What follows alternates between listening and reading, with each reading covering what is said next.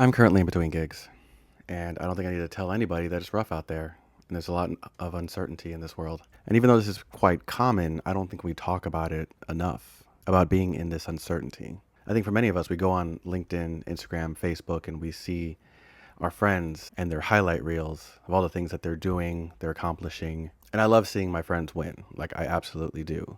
But I'm sure you could admit that it stings a little bit when you don't have anything new to report. But we have to realize that those are all curated. Behind every smile, behind every accomplishment, there's rejection, there's fear, there's uncertainty.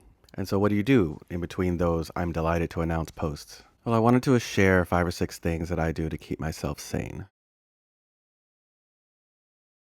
Now, this is coming from a freelance, creative, independent contractor perspective, but I feel like these are general enough that they can apply to any person that's struggling to find work. So, I think my first tip is to keep a structure. I think for so many people, work is their structure.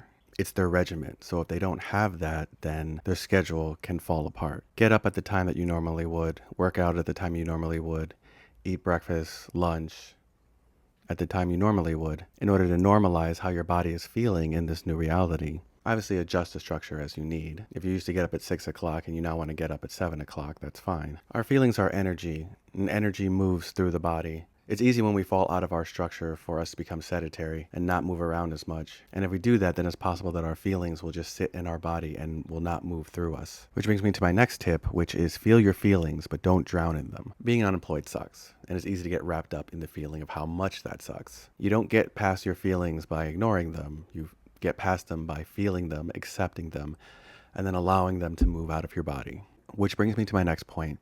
Do not tie your self-worth to how much you can produce. I was talking to my friend the other day who works in a different field. She and the company she was working for parted ways more than a year ago. But as an independent contractor, she made over 100K last year. And I was like, hey, that's really great. You're doing really well. And she said, yeah, but I still can't find a job. She was lamenting about how it seemed like she was good enough to be given work, but not good enough to be hired on full time. And I really wanted to challenge her framing of this because she was good enough to be given work. She was talented enough that they paid her for her expertise. And she's freelance, so she has the freedom to come, go, take other gigs, do what she wants. Living in late capitalism, society makes us believe that our self-worth is tied to our job. So that if we're not working, we feel guilty, we feel unworthy, we feel less than. They do that because the capitalist elite who profit from your labor want you to feel guilty about not getting them money. Your self-worth is not tied to how much money you can make for someone else. Whether you take a job working for somebody else or working for yourself, your first priority should always be yourself. Which leads me to my next point, which is don't monetize your hobbies. In late stage capitalism, it's easy to think that everything needs to be monetized,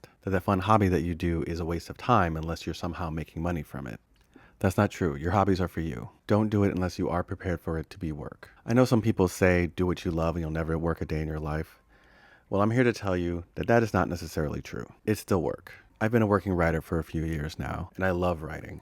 And I love getting up in the morning and doing what I love. But there are still days where I don't want to do it. There are still days when I'm given a job and I have no desire to see it through. But I push through and I do it anyways because that's the job, that's the gig, and that's what I signed up for. Now, I'm not discouraging you from building your crochet business empire if you want to, but it's okay to have things in your life that are just fun. Now, the last one's 5 or 6 is kind of twofold. It's trust the universe and have gratitude. I know this is easy to say. It may feel a little woo-woo, but look, everything is an energetic exchange. Every email, every text, every conversation, you're putting energy out there. So when you send that query, when you send that inquisitive email, when you submit that application, you're trusting that it reaches the destination that it needs to, and that you're going to get lined up for the place that you should be. Yeah, you get the rejection letter. It sucks, but that means that it wasn't your time. That means that it wasn't the right place for you. You take that energy back and you put it someplace else. And the next one is have gratitude. This is not just about spirituality, but gratitude is just so much better for your mental health. If you're grateful for every experience, no matter the outcome of it, then you win every time. The last gig I had, I was only expecting to be on it for a few months, maybe a year if I was lucky. I ended up being brought on to other projects, and that went on for almost 4 years. Now, I had really come to rely on that income, and now I don't have it anymore. once that ended, it's easy to get wrapped up in the fear and uncertainty and be really upset about that. But I had made the decision to be grateful for everything that I had received and everything that I had experienced. Previous to that, I got hooked up with a big name executive producer, and we were developing a television show. We worked on it week after week, and with such a big name attached to my story, I was certain that it was going to go through. But long story short, it didn't go anywhere, and the producer ended up moving on to other projects. Now again, it's easy to get wrapped up in the despair of putting so much work into something and then ultimately having it be for nothing. But again, I decided to be grateful for that experience, and I felt so much better, and I learned a lot from it too.